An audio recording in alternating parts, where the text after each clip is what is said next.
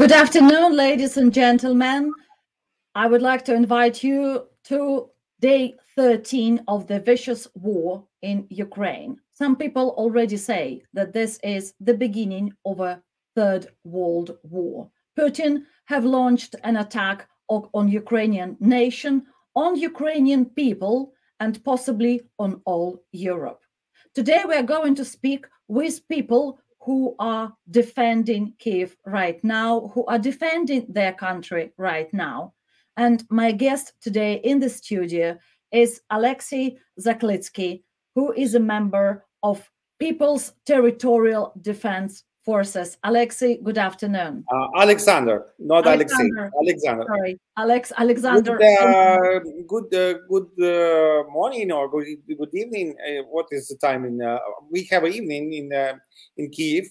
We're still in the afternoon. We're still in the afternoon. Okay. Good afternoon, London. First of all, I want to apologize. My English not so good as it can be, but I hope you understand me. Thank you, Alex. No worries. My English is all right, but I couldn't pronounce your name because I just always confuse with Ukrainian names. However, Alexander, how do you feel? Day 13. Did you ever think that you will stand up to Putin for so long? Well, from the first minutes of this conflict, we have no doubt that we will win. The question is only the price of victory. Because you understand that Russia is a terrorist state. And they have no borders. They have no rules in his warfare activity. A lot of yesterday I was in Central Child Clinical Hospital. And this hospital was bombed, right? Wounded babies. No, it wasn't bombed, but Russians use weapons against civilians. They know that here is civilians. They said that we come to Ukraine to liberate it against the Nazis and the fascists and to save Russian language people. But as a matter of fact, it's not true at all. No one in Ukraine have no problem if he speak Russian or Belarusian or Ukrainian or English or Hindi, anything. It's okay. We are very inclusive nation and very inclusive country. And the only way, what is the problem? That Putin use Russian language as an instrument of aggression, as a casus belli. I think this is the colonial politics of Russia that always was there. Soviet Union was based on Russian language. And yes. It looks like this is just the colonial regime of Putin that he would like to bring everywhere, to Georgia, to Kazakhstan, Uzbekistan, Belarus, Lithuania, Latvia, Estonia. I remember Soviet Union, and I remember how people have to speak Russian. Polish people had to speak Russian. Yes. It wasn't their choice. It was the requirement of the state as their loyalty to a Russian Empire, as it was during the Soviet Union. Yes, that's it. And there's another big instrument of as a weapon, the soft power weapon, is Russian culture. Because if you love something from Russian culture, you have love not only culture, but also you have to love Putin. You have to love all Russian policy and all Russian political activities. Yes, I understand. But unless Weapons it works, especially in Germany and France. But you know, I'm in a peaceful time. I'm a little bit translator. I translate into Ukrainian for the book of Gerald Darrell. Mm-hmm. You know, Gerald Darrell was one of the most famous zoologist and popularizer of species saving, and like now, like David Attenborough, Sir David Attenborough, and when I translate it, first of all, of course, I was in love with I'm in love with this his sometimes easy and sometimes very sophisticated language, and you know, okay, what about Russian literature and Russian culture? It only 200 years, and for example, hello. This is the live camera. Okay, yes, and we can see what's going on. And if we take Great Britain, British culture, from, for example, even from taken from times of Chaucer, but as a matter of fact, more, it's a really great culture. But for a lot of ex-Soviet people, they don't know about it. They thought that only one great culture is a Russian culture. I absolutely agree to that, that not many Russian school children were taught about the greatest of the world literature. Majority of the literature was a thought of only Russian. And I think Taras Shevchenko was the only poet of Ukraine, and Yakub Kolos and Yanko Kupala was only sort of poets in Belarus, and the rest was studied not in depth, because Russian culture was pronounced the greatest. And that pan-Russism was always there in Soviet Union, and it is even more taught at schools now, because now Russia is trying to recreate the empire that was in even before the Soviet Union. Russian Empire in its most barbaric state, if I can say that, because now Russia treats Ukraine as some sort of subservient country that's not supposed to exist at all. Belarus, they already occupied, and Belarusian dictator just let them run into the country, which is absolutely terrible. However, that Russian propaganda is trying to beat everybody into submission, that Russian culture, Russian philosophy, Russian ideas, and also Putin himself is the most important person. Now Russia is trying to use the same narrative that Hitler used in his time. And I think, strangely enough, but Putin tries to steal Hitler's ideas and Stalin's ideas at the same time.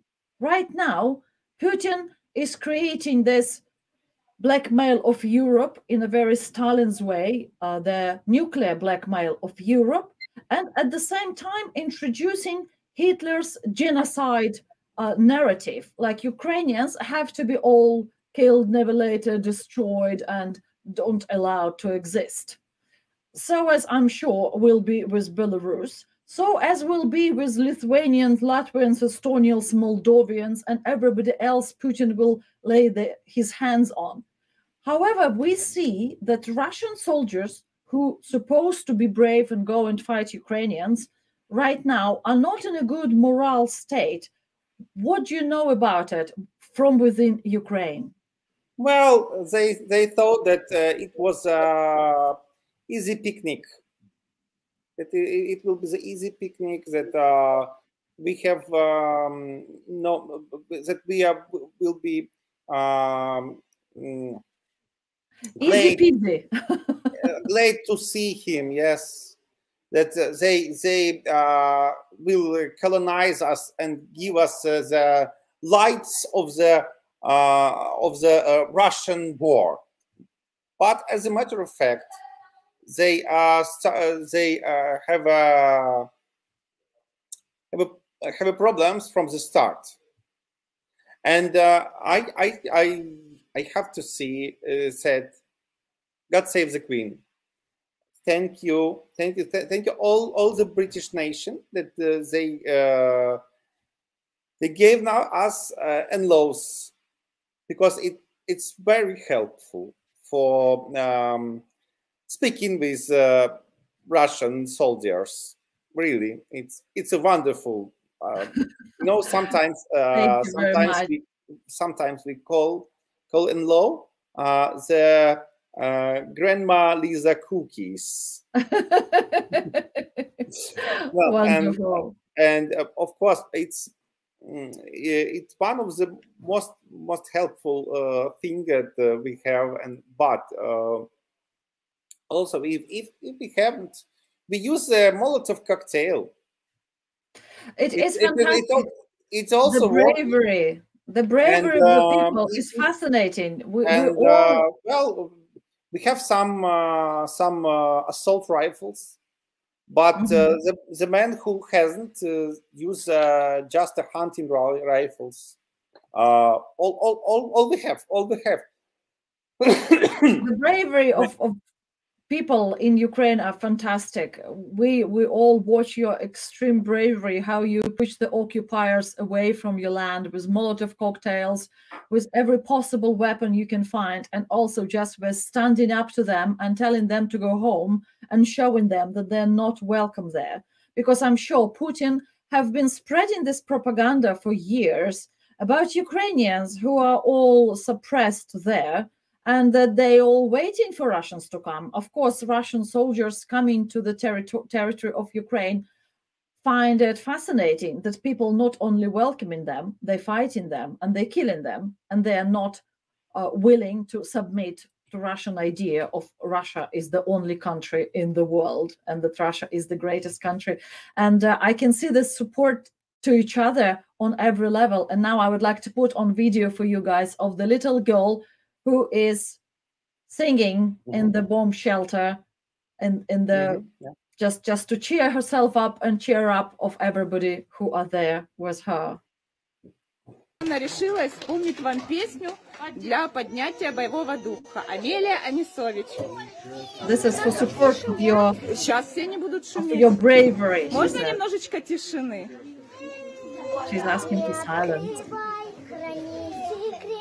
Будь хорошей девочкой для всех, закрой все чувства на замок, навечно отпусти и забудь, что прошло уже не вернуть. Отпусти и забудь, новый день он кажет путь. Не боюсь ничего уже. Пусть бы шум ничто, холод всегда мне был по душе, а я иду все выше, на ледяную плащ, и страха не вернувшись, меня пора узнать, что я могу на помощь призову себе во льдах. Навечно отпусти и забудь, что прошло уже не вернуть. Отпусти и забудь, новый день он кажет путь. Браво, браво, умница! Умница! It was from the Frozen Heart song. If you pay attention, this girl is Russian speaking, yeah. So it's a family that Russians come to save. Yes. As a matter of fact, a lot of Russian speaking people killed because of shelling of civilians. I just want to say what this girl was singing about. Sorry, Alex, just a second. She was singing that new day will come and you will forget everything. Whatever happened, you need to let go of it and look forward to a new day. So I think it was really brave song. And yes, I do understand that many Russian families who are simply lived in Ukraine, there is no problem with Russian language in Ukraine. Yes, a Ukrainian language is the state language, but Russian language is absolutely fine. And people who speak Russian and prefer to speak Russian have no problem in Ukraine, because even television programs are presenters speak both languages. So everybody understands Russian language, but not everybody choose to speak Russian language. Ukrainians want to speak their own language, and this is absolutely normal. This is not a crime.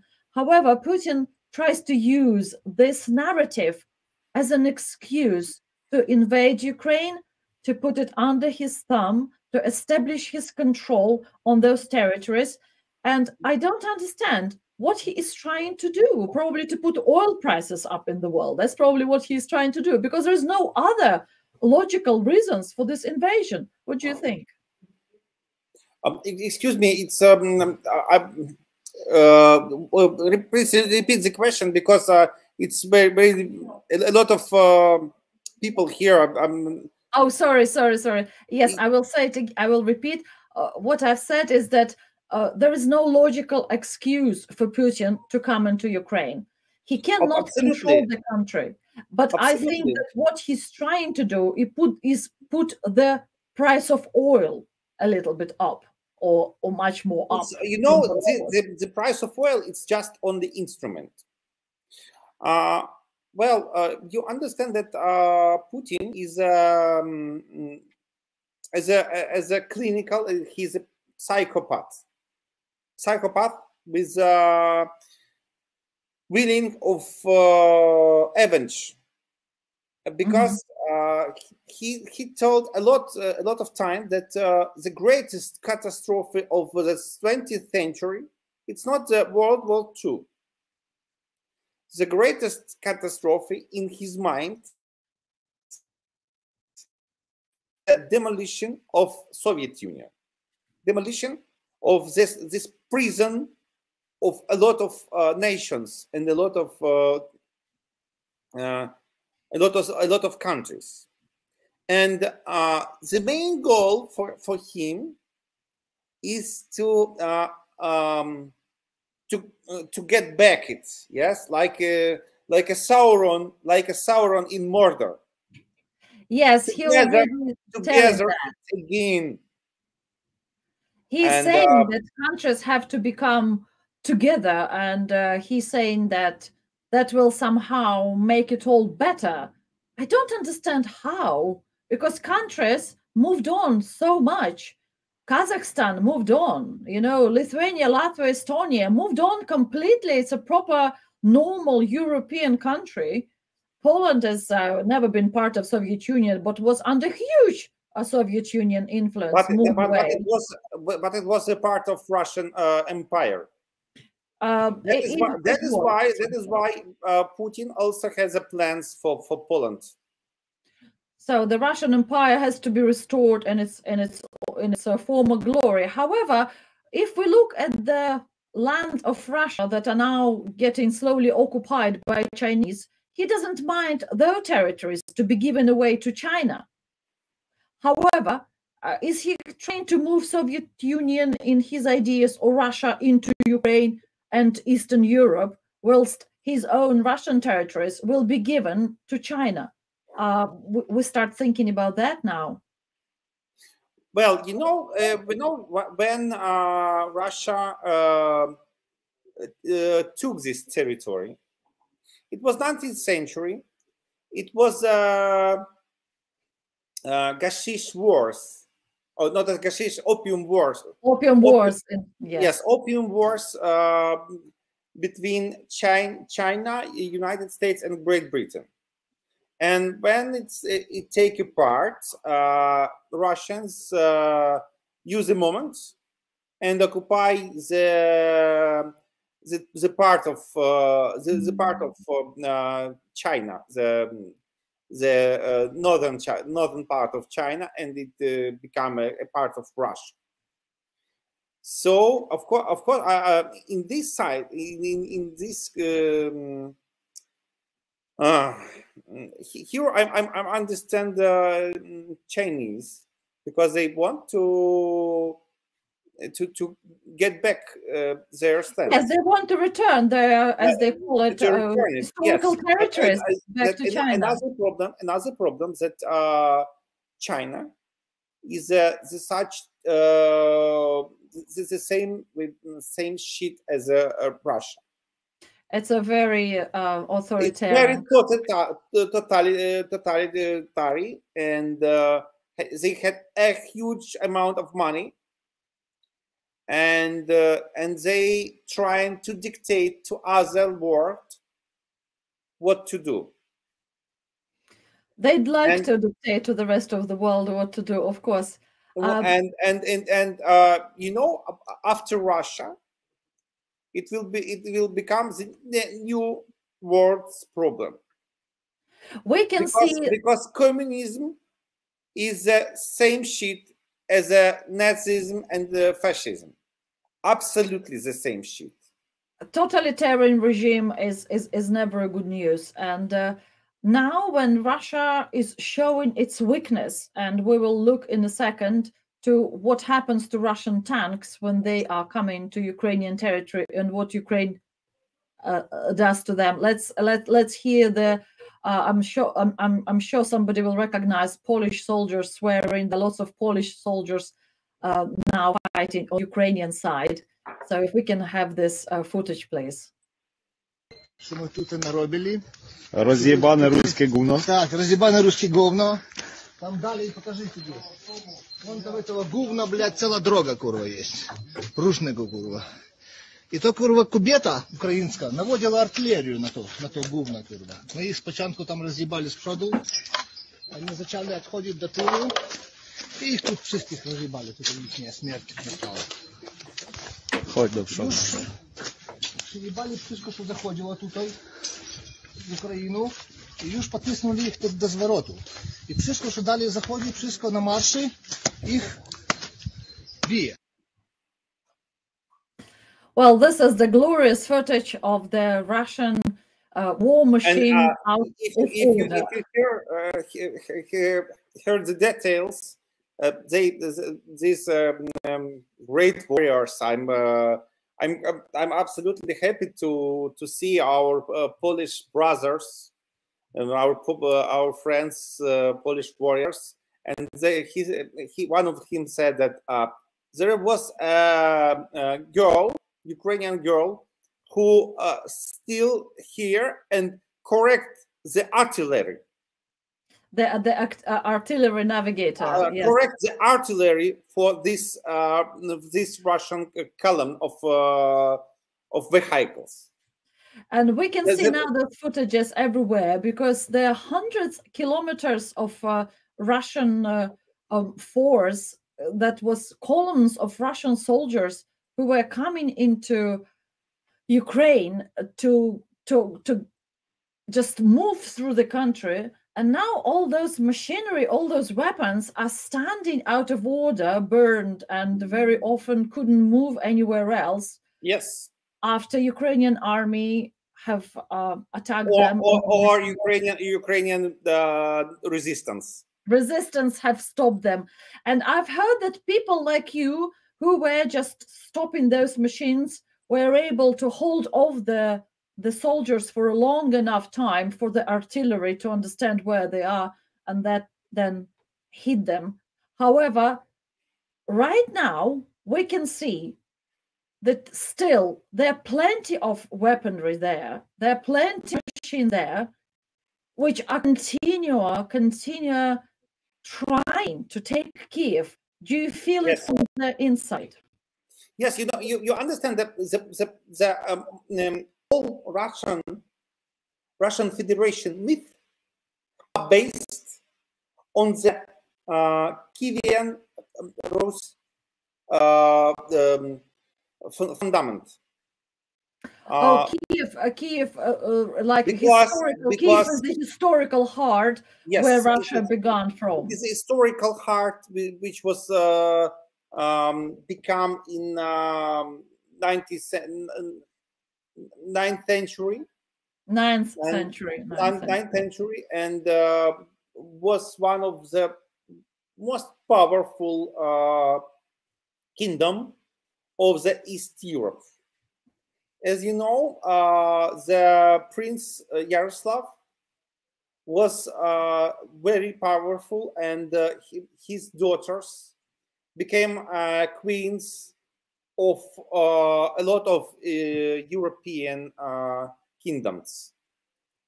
For example, Anne de Kiev, the queen of France. We are talking about medieval Europe. And Prince Vladimir, who took the Christianity. Right. Yeah, Vladimir brought Christianity. Yes. He is also the Prince of Kiev, not Moscow, because it doesn't exist at all. It was a swamp, just a place with swamp and frogs. That is why they need Kiev, first of all, as a symbol, and this is the first point, and the next point, that if they need Kiev, take Kiev, because they if they have Kiev, they said, okay, we have a capital, and that is why we put new president, and you have to listen what he said. They are idiots. They are idiots, yes. Because we are listen what we think. And absolutely, I've heard that Yanukovych, the former president, who was already thrown out of power in 2014, is now close by on a standby to come into Kiev and be established as the new ruler. I wonder what people will do to him. And also, in many tanks, we can see that soldiers were carrying the parade uniform to go on a parade in Kiev, and they were expecting victory to be happening in a couple of days. Do you think there is a chance for it to happen? No chances. You know, now in Kiev, I think near 40,000 of Kalashnikov rifles, and a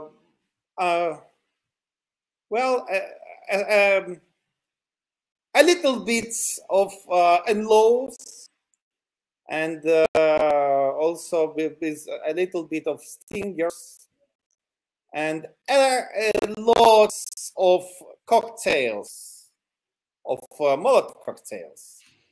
That is why we will fight for every building. We will fight for every street, for every home. We have no choice, because, for example, I'm listed in blacklists from 2014 as an activist of Maidan, and there was, in this blacklist, was a recommendation to kill me. Okay, I have no choice, and I don't want to make a choice. It's my Kiev, it's my city, it's my Ukraine. I will fight. Thank you. And all other people will fight, because Kiev and Ukraine is a part of Europe. And maybe sometimes our dream about Europe is most beautiful than real Europe is. And when all this negotiation with Putin starts, you know, I said my British friends, okay, guys, now I understand why you exit from Europe Union. because you know, they just put a piece of sheet on the main principles that all European Union builds. I mean, the ideas of humanism and human rights, and they trying to play in a very shitty, bloody game which name Realpolitik. And especially Germans, and Frau Merkel, which we sometimes... for years they had fantastic relationship with Putin, and I think that yes, maybe dependency was built during this sometimes time. kisses. I think, but because I have no explanation how it was, why Germans tolerate all this bloody shit Russia done for 20 years. I think the reason was economic. Maybe she's a lover of Putin. I know it is a very interesting conversation, Alex, and I'm sure we should invite somebody from Germany who would be able to tell us how it happened. And I'm sure many people in Germany right now wondering how it happened, and many people in Russia wondering how it happened that Russia became such a fascist state. And many people in England wonder what happened and how England closed ties so much with the Russian oligarchs, and how it all became so difficult to untie right now. This is the serious global conversation people are having now around the world.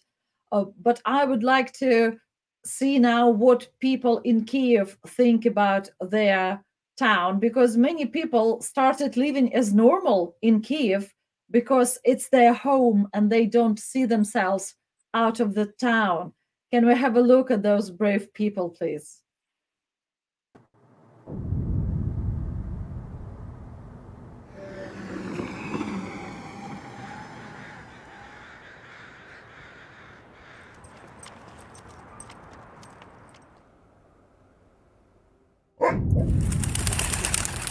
Всі кажуть, чого ви не їдете з Києва, з центру, саме епіцентр. Ми в себе вдома. Ну, на хвилі новин, як це кажуть, спочатку було страшно, а зараз, якщо чесно, найбільше надихає наша армія, яка нас так відчайдушно захищає, хлопці, які себе самі підривають на мостах. Оце найбільше все, що надихає. Ми не прийшли ні до кого, і тікати з дому, я не знаю, я до останнього не маю ніякого бажання це робити. Я не знаю, це наш дім.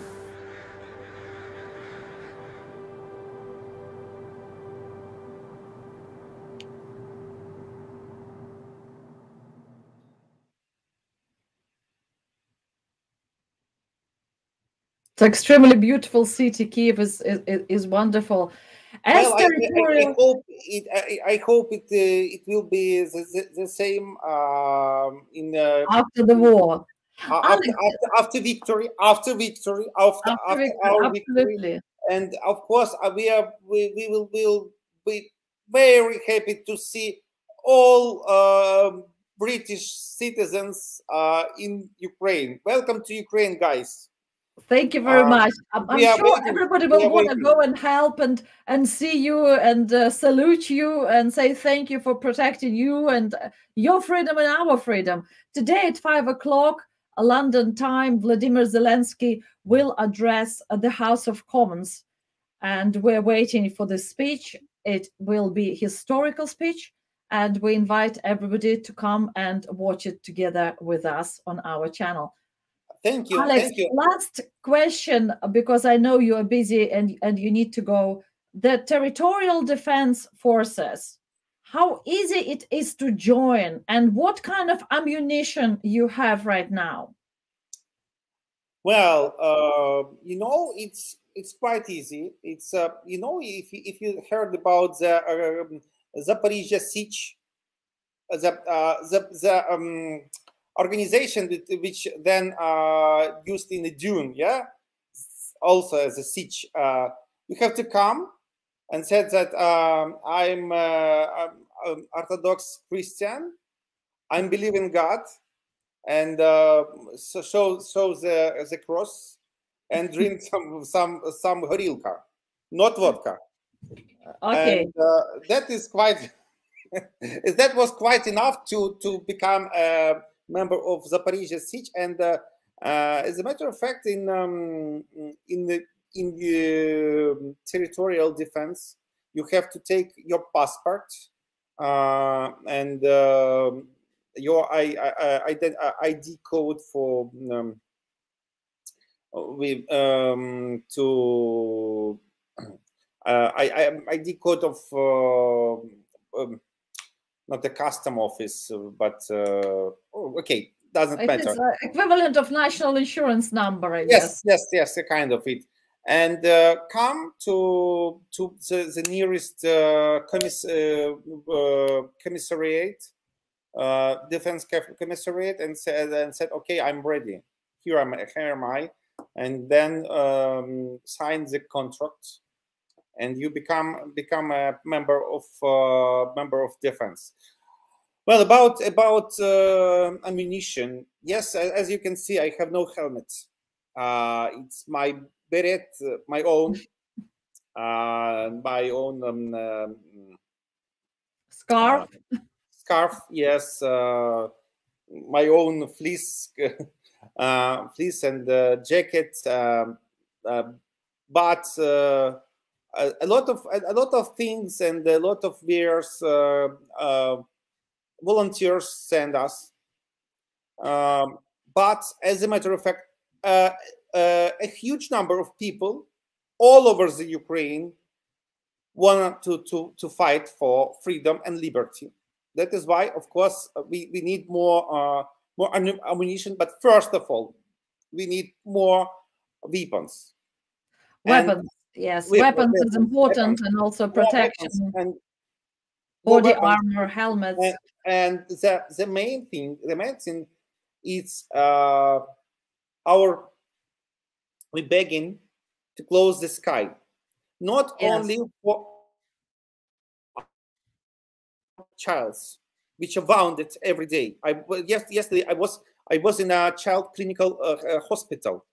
It's terrible because a lot of childs are wounded because of bombing, because of artillery, and because of missile strikes, Russian missile strikes. And that is why we are asking to cover the sky, not only because of that. The main thing, not even that, the main thing that Russian forces trying to siege the Zaporizhzhia nuclear plant. As a matter of fact, right now, it was a shelling of nuclear plant and there was a fire. There were lots of information on British news about that fire. Yes, and it's great concern for our safety, absolutely. It's not a Chernobyl, but Chernobyl is occupied by Russians already. And Zaporizhzhia nuclear plant is on the south of Ukraine, has 6 reactors. And if it explodes, it will be nuclear catastrophe in the center of Europe, which is 3 times bigger than Fukushima. Absolutely, and I think this is why Vladimir Putin is so keen on threatening us with that. And in Chernobyl, they occupy Chernobyl nuclear plant. Now it is in a status of emergency. Right now, Alex, the question, let's answer a couple of questions. I'm sorry, people asking, are there any Russian volunteers working in Ukraine fighting against Russians? Well, yes. There are some volunteers, not a lot of, but there are Russian volunteers, Belarusian volunteers, and Lithuanian volunteers. We've heard Polish soldiers as well. In our department, we have one Lithuanian guy. and also we have one from United States, and of course we are waiting for our friends all over the world, and we'll be glad to see everyone who wants to fight for liberty. Thank you, Alex. And about nuclear plants. Yeah, you know, Germans and French and even United States said, "Oh no, we can't cover the sky because it can be started third world war." It is started right now, guys. Open your eyes and look up and understand, realize that it started. You are afraid about nuclear conflict. Nuclear conflict is right now acting. One station is occupied and can be now in situation of a breakdown. Another station, another nuclear station, another nuclear power plant are shelled by Russian rockets. We asking for closer sky, not only for us, not only for our children, and not only for our women. We asking to close the sky to all the Europe. And for the Europe, all the Europe, and the safety of the whole Europe. Whole Absolutely. Europe, and the next point that if the nuclear catastrophe disaster will take place, Ukraine can't grow the grain, and you know that 10% of world's grain, 10% of world's grain grows in Ukraine, and growing also in Ukraine. Yes, and also the sunflower oil. I mean that it comes real hunger. Real hunger. Of course, it's not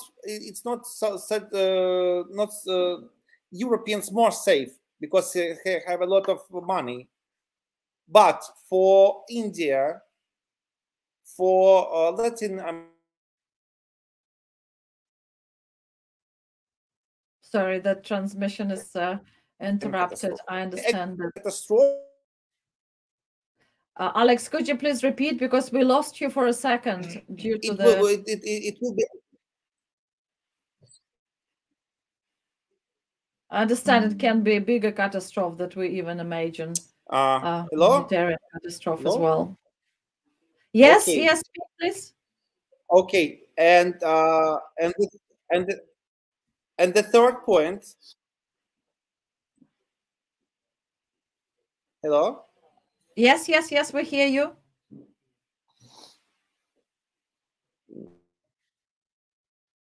I think we've lost Alex for a second. Maybe he will come back to us. This is the day 13 of the war in Ukraine, and we are talking now about humanitarian toll after this war and during this war. We can see Kiev is right now relatively calm. Russian army is still trying to siege Kiev and Kharkiv, and already trying to occupy and take Mariupol.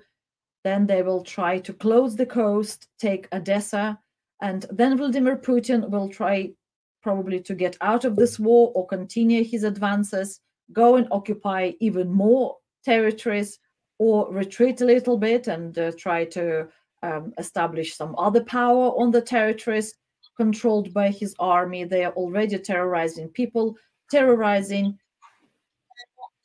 peaceful establishments, terrorizing buildings, terrorizing hospitals, kindergartens, bombing schools, and we can only wonder what his army will do, because even establishing humanitarian corridors are quite difficult. Russia is not trying to back off. Russia is trying to establish control and kill as many Ukrainians as possible. And this is the sad understanding of this conflict.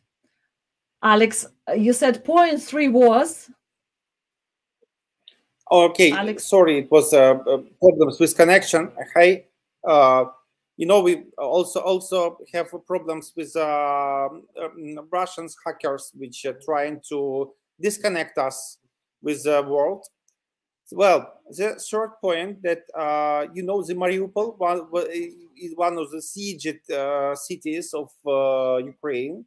Is one of the biggest metal mill and chemical plant.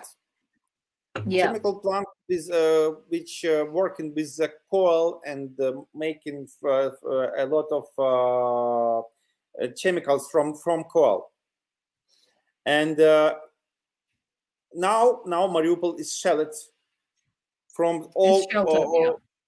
Yes, and if it will be the catastrophe disaster on this chemical plant, all Azov Sea and all Black Sea will be poisoned.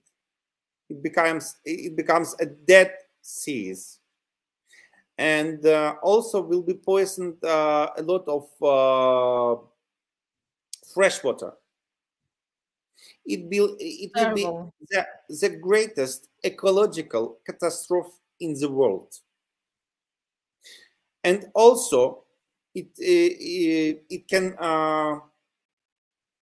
provoke hunger, and I don't even imagine how many ecological problems, not only in Azov Sea and not only in the Black Sea, but also in the Mediterranean. Putin it's terrible to think about it, Alex. It's terrible. We have a question coming by because people, it's difficult even think about, and I'm sure that Vladimir Zelensky, when he's addressing Parliament today at 5 o'clock, will be addressing those issues, because it is not only Ukraine who are in danger.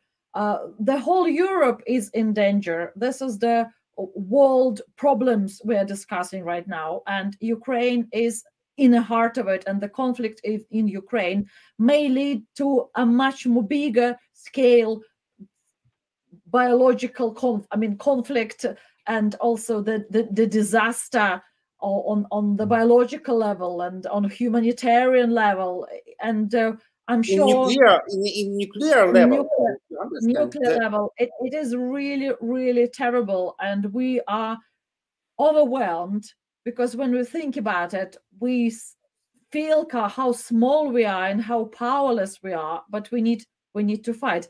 The question that comes to our studio now is, can you explain the significance of that Z sign on the military vehicles of Russian army? What do they mean by that? That you see, it's one of the tactical signs. Or one of them has a V, one of them has Z, and it's just different tactical groups of Russians. But Z as a 0, yes, maybe because war starts in 2022. Of